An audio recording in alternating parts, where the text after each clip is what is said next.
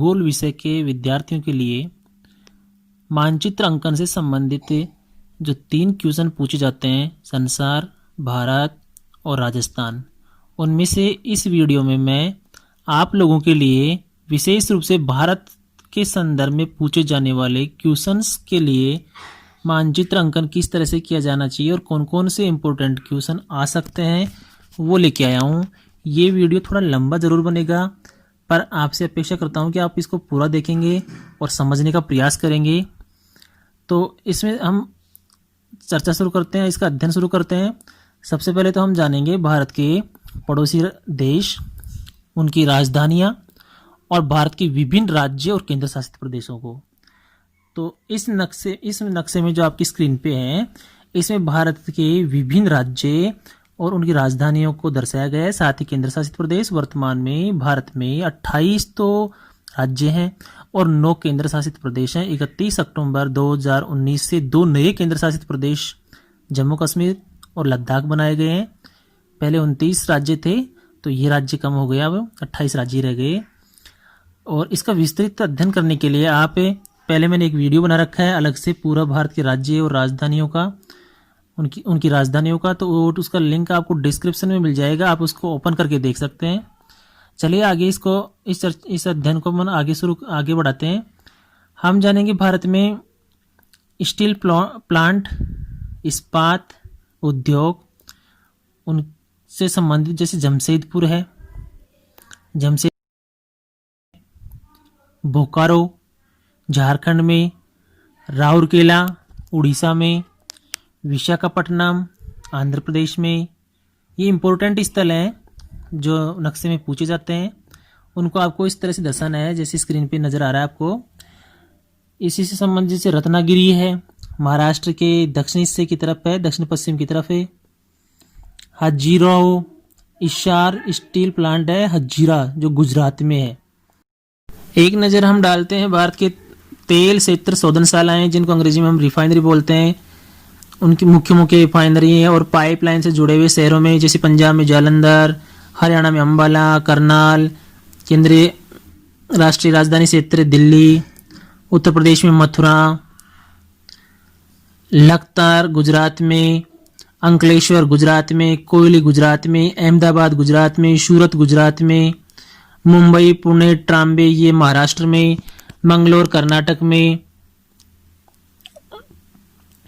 चेन्नई तमिलनाडु में, विशाखापट्टनम आंध्र प्रदेश में, हल्दिया कोलकाता पश्चिम बंगाल में, बरौनी बिहार में, पूर्णिया बिहार में, नूनमती, जोरेहाट, शिवसागर, मोरेन, डिगबोई, नाहरकटिया, ये सारे असम में। असम और गुजरात दो ही, असम ही वह जगह है जहां सबसे पहले तेल उत्पादन शुरू किया गया था भारत में अंग्रेजों द्वारा। ये इनसे संबंधित केंद्र है। इसके अलावा भारत के कोयला क्षेत्र की अपन एक बार फिर से चर्चा कर लें, जैसे पलाना बीकानेर में लिग्नाइट कोयला, करेवा जम्मू कश्मीर में, पंचू घाटी सिंगरौली मध्य प्रदेश में है। ध्यान देने योग्य बात है कि सिंगरौली मध्य प्रदेश में है और सिंगरेनी ये है आंध्र प्रदेश में, दोनों में डिफरेंस है। तलचर उड़ीसा, कोरबा छत्तीसगढ़, झरिया झारखंड, गिरिडीह बिहार, रानीगंज क्षेत्र कोयला क्षेत्र वो पश्चिम बंगाल में। मुख्य केंद्र है ये नेवेली कोयला क्षेत्र तमिलनाडु का, ये भी इम्पोर्टेंट पार्ट रखता है अपना। भारत में कपास उत्पादक क्षेत्र, आपको इस संकेत बनाकर इस तरह से अंकित करना होगा। महाराष्ट्र में, गुजरात में, राजस्थान का जो उत्तरी भाग है उसमें कपास उत्पादन होता है, और तमिलनाडु का जो पश्चिमी क्षेत्र है उसमें कपास उत्पादन होता है। भारत के चावल उत्पादन प्रमुख क्षेत्र और गौण क्षेत्र, हरे कलर में जो डार्क से हैं ये प्रमुख क्षेत्र हैं, जो पूर्वी भारत का पूर्वी भाग जहाँ वर्षा अधिक होती है, जिसमें असम, बिहार, झारखंड, पूर्वी उत्तर प्रदेश का भाग, उड़ीसा, आंध्र प्रदेश, तटवर्ती आंध्र प्रदेश और तमिलनाडु, इन क्षेत्रों में वर्षा अधिक होती है जहाँ वहाँ चावल की खेती की जाती है। कटक में चावल अनुसंधान केंद्र बना हुआ उड़ीसा में। गेहूं उत्पादन क्षेत्र उन क्षेत्रों में विकसित हुआ है जहाँ हरित क्रांति की शुरुआत हुई थी, जैसे पंजाब, हरियाणा, उत्तरी राजस्थान का गंगानगर हनुमानगढ़ जिला, मध्य प्रदेश का उत्तर और पश्चिमी भाग और उत्तर प्रदेश का पश्चिमी क्षेत्र। यहाँ गेहूं उत्पादन प्रमुखतया से किया जाता है, इस क्षेत्र को दर्शाएंगे। और इसका जो समीपवर्ती क्षेत्र है, जैसे इस मैप में नजर आ रहा है गौण क्षेत्र, जैसे उत्तर प्रदेश का पूर्वी भाग और दक्षिण पूर्वी राजस्थान, ये इस तरह से हम गेहूं उत्पादन क्षेत्रों को दर्शाएंगे। भारत में चाय का उत्पादन क्षेत्र, मुख्यतः असम में चाय उत्पादित की जाती है। पश्चिम बंगाल में भी दार्जिलिंग जो चाय है वो प्रसिद्ध है। और हिमाचल प्रदेश में छोटा सा क्षेत्र है, और तमिलनाडु की नीलगिरी पहाड़ियाँ, केरल के समीप पहाड़ियाँ हैं, उनमें चाय उत्पादन किया जाता है। भारत में गन्ना उत्पादक क्षेत्र, इस पर नज़र डालें हम तो गन्ना उत्तर प्रदेश के ये जो पश्चिमी उत्तर प्रदेश, अधिकांश उत्तर प्रदेश में गन्ना उत्पादन किया जाता है। उत्तर प्रदेश के साथ ही पंजाब और हरियाणा में भी आंशिक क्षेत्रों में, महाराष्ट्र में, तमिलनाडु में और मध्यवर्ती कर्नाटक में। और गुजरात का जो नीचे का भाग है खंबाती खाड़ी के आसपास, वहाँ गन्ना उत्पादन किया जाता है। भारत के एल्यूमिनियम उद्योगों को हमने पहले भी चर्चा की है उनके ऊपर, अब फिर से एक बार दृष्टिपात करें।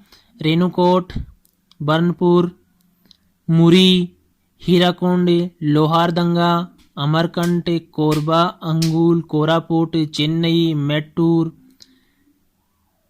मुंबई, पुणे, रत्नागिरी, कोयना, बेलगाम, इनकी स्थिति आपको इस मैप में नजर आ रही है। ऐसे हमें अंकित करनी है। ये भारत के प्रमुख एल्यूमिनियम उद्योग, जो एल्यूमिनियम उद्योग है उसे संबंधित केंद्र हैं, जिनके बारे में हमने वर्ष पर्यंत अध्ययन किया है बुक में, वो केंद्र हैं।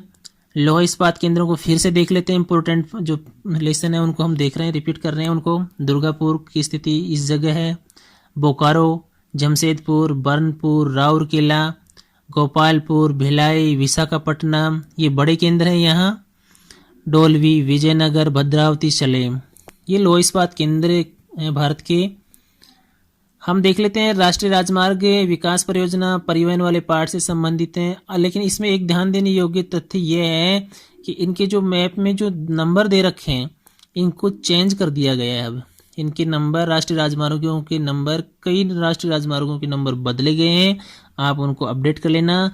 अभी आपको कंफ्यूज नहीं हो, इसलिए उस पुराने वाले मैप को मैं इसमें इस्तेमाल कर रहा हूँ।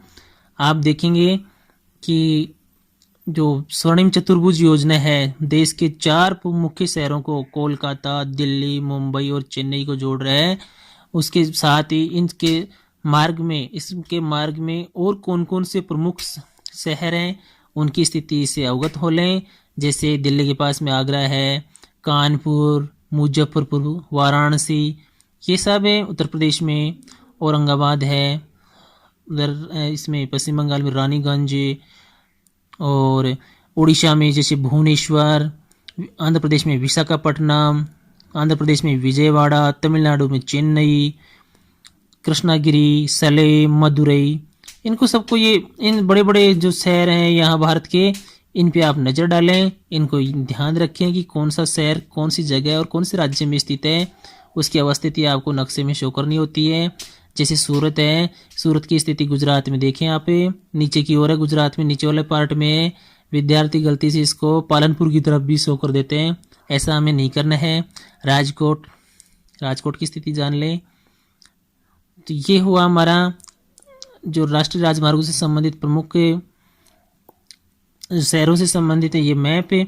इसमें भी आप और देख लें, जैसे राष्ट्रीय राजमार्ग संख्या जो पुराने ये 7 नंबर हुआ करता था, नागपुर 7। अभी तो आप ये मान के चलें कि जो है यही ठीक है, कंफ्यूज ना हो। नागपुर है राष्ट्रीय सबसे लंबा जो राष्ट्रीय राजमार्ग है, उसमें नागपुर महाराष्ट्र में, उसी रास्ते पर हैदराबाद तेलंगाना का।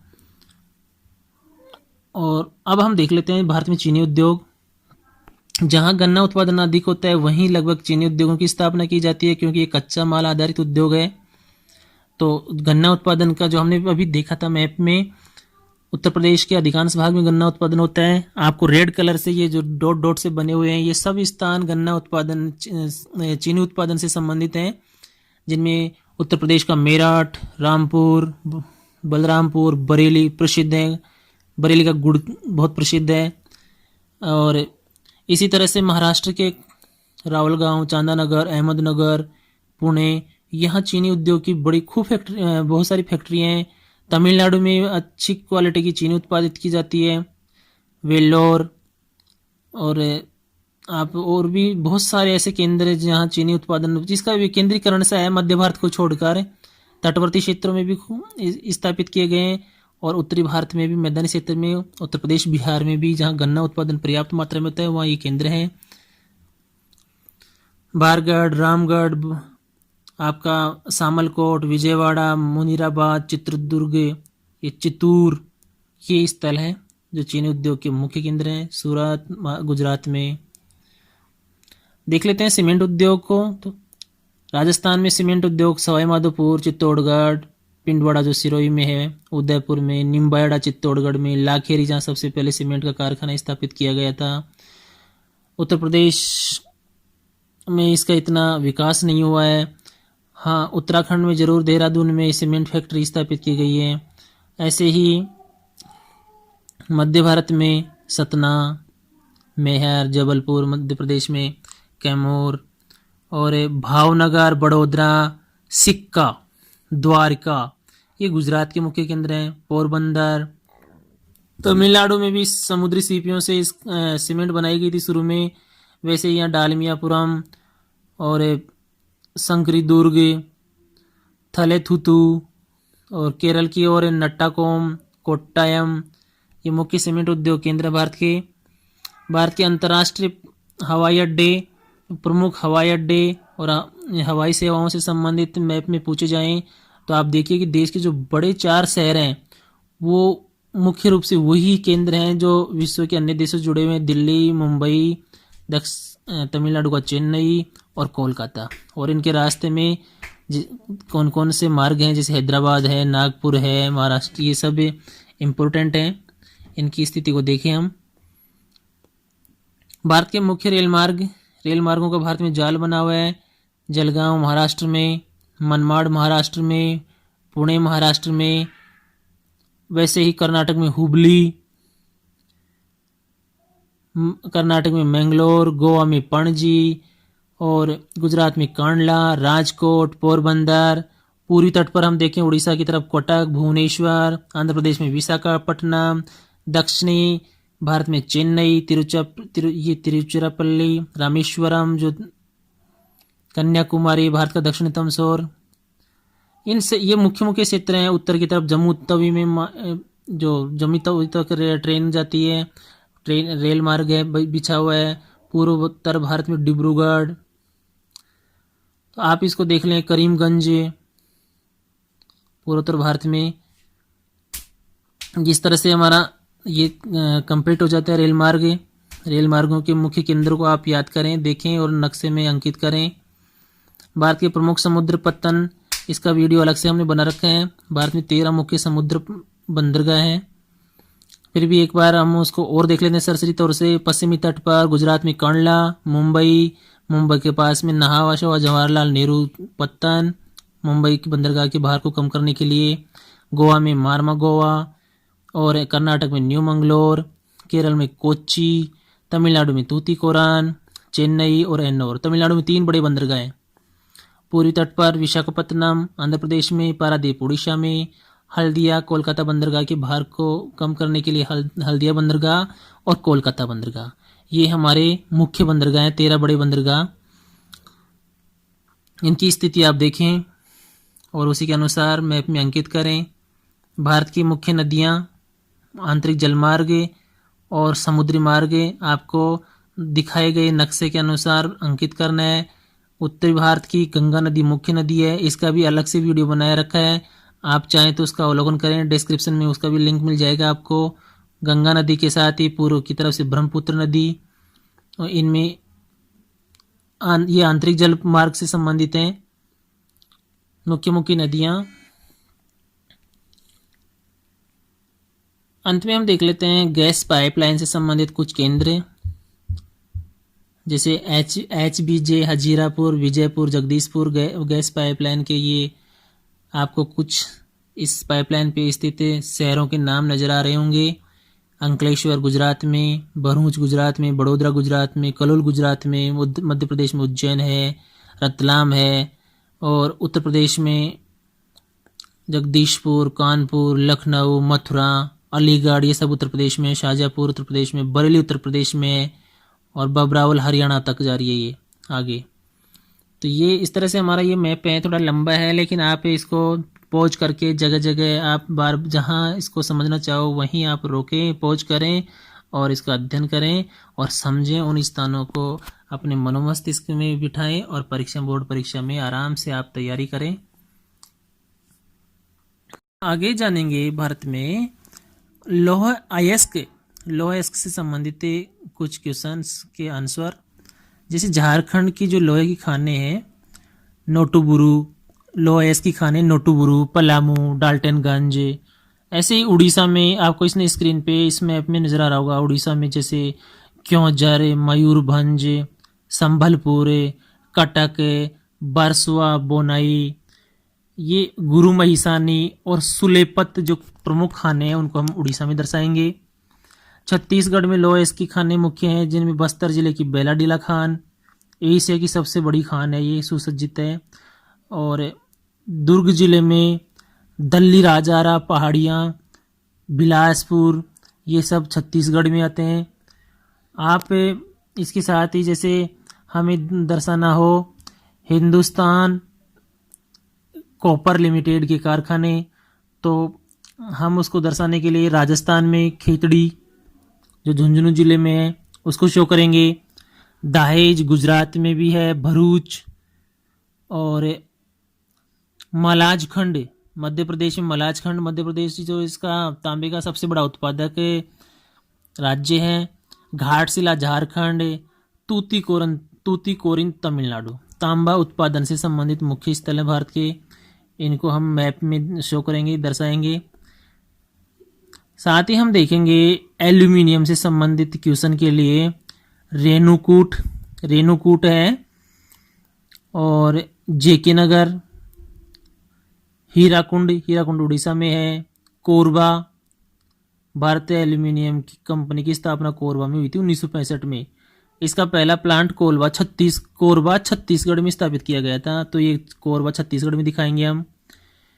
कारापुर ये उड़ीसा में है, और इसके नज़दीक विशाखापत्तनम, मैटूर है और सेलेम है, ये दोनों तमिलनाडु में।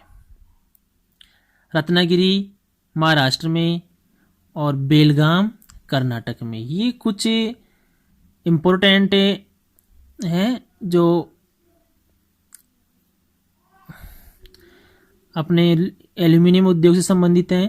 इनमें अपन एक और रख सकते हैं अंगुल, उड़ीसा में अंगुल नाम का स्थान, वो भी इसे एल्यूमिनियम से संबंधित ही है, बॉक्साइट से संबंधित है।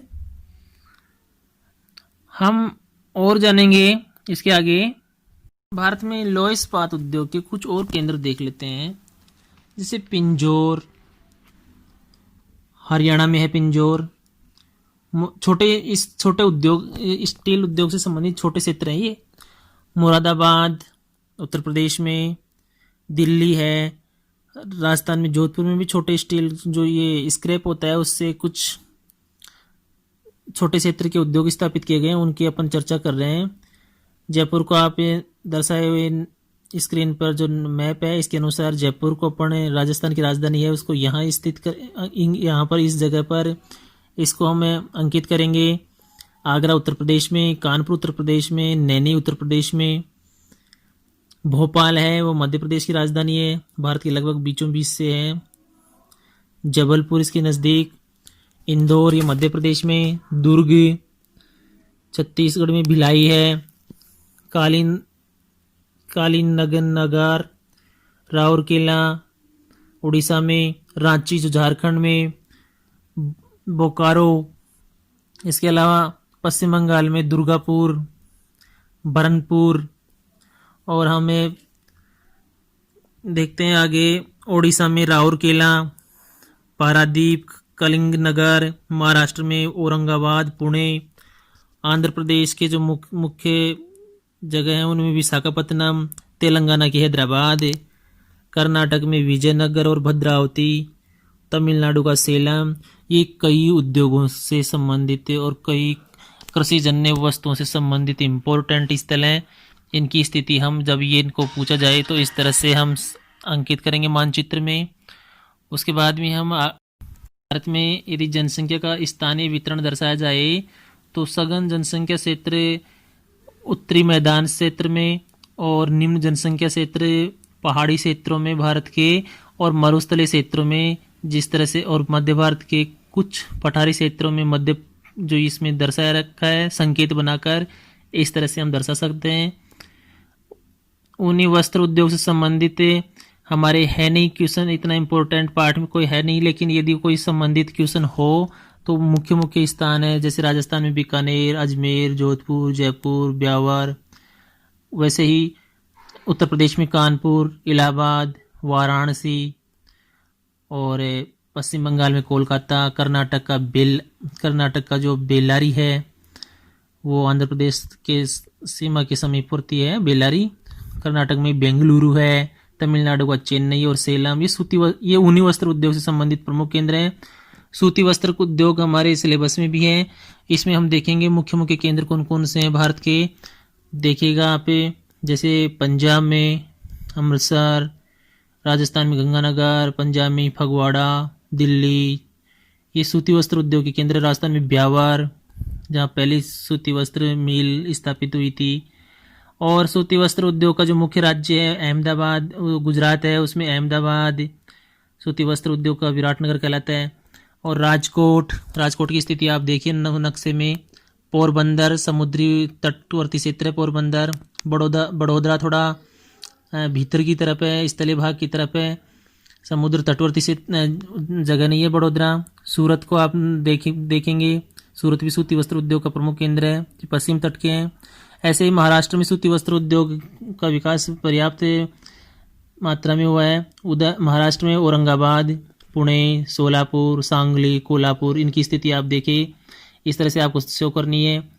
कर्नाटक में बेल्लारी, हुबली, बेंगलुरु, मैसूर।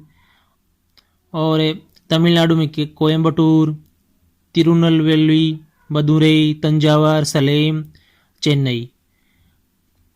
आप देख पाएंगे काकीनाडा आंध्र प्रदेश की पूरी तट पर, ये सूती वस्त्र उद्योग का मुख्य केंद्र है। कटक है जो उड़ीसा में, हुगली और ये मुर्शिदाबाद पश्चिम बंगाल की ओर, कोलकाता, हावड़ा, ये सब भारत के सूती वस्त्र उद्योग के मुख्य केंद्र हैं। इनकी स्थिति यदि नक्शे में पूछी जाए तो आप इस तरह से दर्शाएं जैसा आपको स्क्रीन पे नजर आ रहा है। पांडु, ये असम में है, सूती वस्त्र उद्योग का ही है।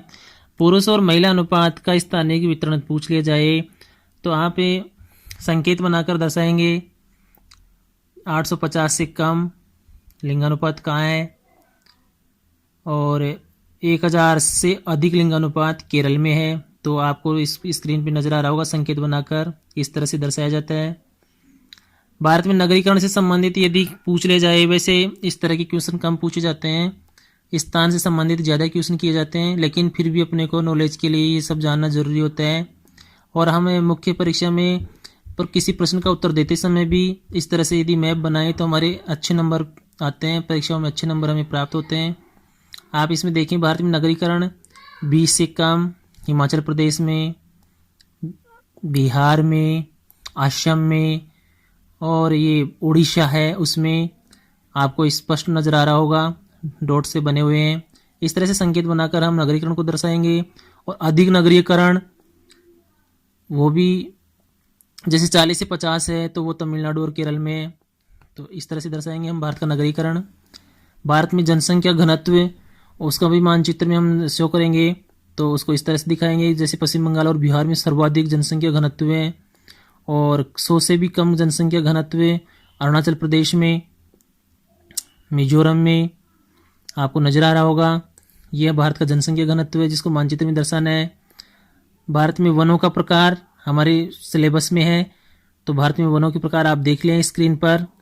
आप ये वीडियो थोड़ा लंबा है इसलिए मैं थोड़ा स्पीड से चल रहा हूँ, इस आपको थोड़ा जल्दी से सारा सिलेबस एक ही वीडियो में कवर करने की कोशिश कर रहा हूँ। विद्यार्थियों को एक सलाह दे रहा हूँ कि आप जब भी इस वीडियो को देखें तो आप थोड़ा पोज करके देख लें, एक एक नक्शे को पोज करके समझें और देखें, आपको विस्तार से जानकारी हो जाएगी। आगे बढ़ते हैं, हम देखते हैं पशुपालन क्षेत्र। भारत का जो पशुपालन क्षेत्र है उसमें इसको स्क्रीन पे आपको नज़र आ रहा होगा, ये जैसे पूर्वी और पश्चिमी तट पर किस प्रकार का है, मध्यम वर्षा वाले क्षेत्र में किस तरह का पशुपालन क्षेत्र कहाँ कहाँ है वो नज़र आ रहा है भारत में। आगे देखते हैं हम साक्षरता का वितरण, 55 से कम और 70 से अधिक। 70 से अधिक वाले क्षेत्र साक्षर भारत में कौन कौन से हैं वो राज्य इसमें स्पष्ट नजर आ रहे होंगे आपको। हम आ जाते हैं खनिज वाले पार्ट में, फिर से लोयस के और बॉक्साइट, तांबा और अब्रक हमारे सिलेबस में ज़्यादा महत्व रखते हैं, तो इनका संकेत बनाकर इस तरह से दे रखा है और आप किताब में जब पढ़ेंगे तो इनके स्थान भी आपको मिल जाएंगे। अभी हम दोबारा से चर्चा कर लेंगे। भारत में नदी बेसिन, गंगा नदी का बेसिन आपको ऊपर नजर आ रहा होगा हरे रंग में। ऐसे ही लाल कलर में पूर्वोत्तर की तरफ ब्रह्मपुत्र बेसिन है और मध्य भारत में गोदावरी बेसिन है, नर्मदा बेसिन, तापी बेसिन, ये इनका अफवाह क्षेत्र से संबंधित है। इसको भी हमें संकेत बनाकर दर्शा सकते हैं। पश्चिमी प्रवाह क्षेत्र ब्लैक कलर में दिखा रखा है और पूर्वी प्रवाह क्षेत्र आपको नजर आ जाएगा। ये भारत में प्रमुख मत्स्य केंद्र पश्चिमी तट पर पोरबंदर, मंगरोल, सूरत, ये गुजरात में, दहान, बसई, बांद्रा, अलीबाग और मुंबई ये महाराष्ट्र में। महाराष्ट्र में ही जयगढ़, रत्नागिरी, देवगढ़, मालवान और आपको नजर आएगा पश्चिमी तट पर मंगलोर, कसरगोड, तेलीचेरी, कोझिकोड ये कर्नाटक में है। केरल में कोचीन या कोची बोलते हैं उसको, अलप्पी, तिरुवनंतपुरम ये केरल तट पर पश्चिम की तरफ प्रमुख मत्स्य केंद्र हैं, छोटे बंदरगाह हैं, पोताश्रय हैं।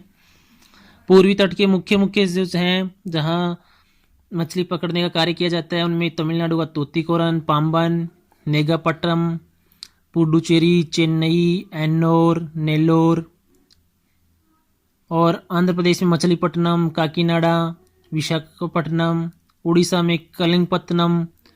ये पत्तनम जितने भी छोटे बंदरगाह हैं, मध्यम में छोटे बंदरगाह हैं, इनमें कुछ बड़े बंदरगाह भी हैं जैसे चेन्नई है, मुंबई है, कोचीन बड़े बंदरगाहों में आते हैं। भारत के में 13 बड़े बंदरगाह हैं और कटक और पुरी ये उड़ीसा में है।